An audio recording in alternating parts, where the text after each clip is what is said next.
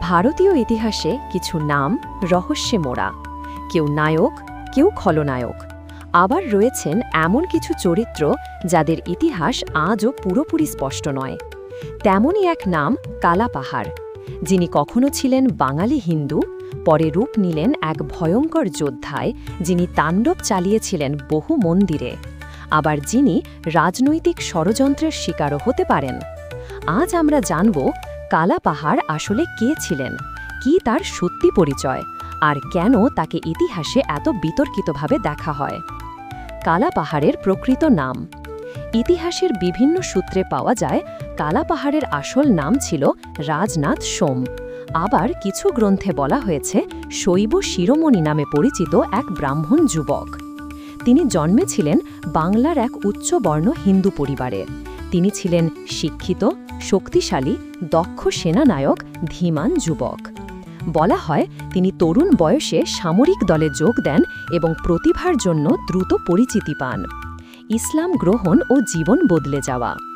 এক কিংবদন্তি বলে রাজনাথ একদিন মুসলিম সুলতান সৈয়দ সুলতানের সেনা দলে যোগ দেন।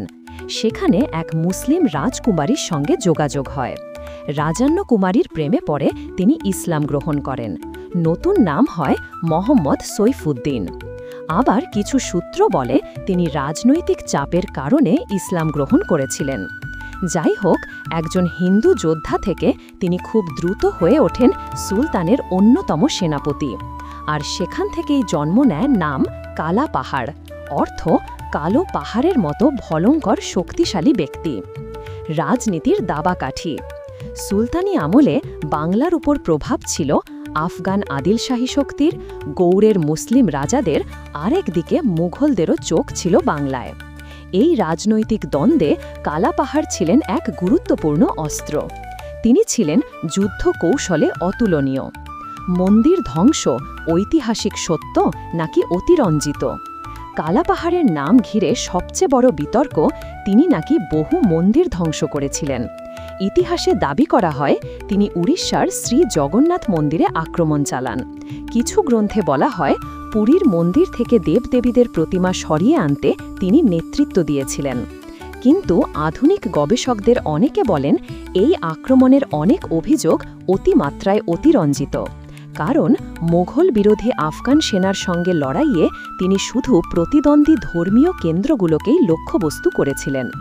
অন্যদিকে উড়িষ্যার লোককথায় কালা পাহাড়কে ভিলেন হিসেবে উপস্থাপন করা হয়, যা পরে ইতিহাসে আরও কঠোরভাবে স্থাপন হয়। এখনও ইতিহাসবিদেরা বলেন তার প্রকৃত কাজ রাজনৈতিক ছিল, ধর্মীয় নয়।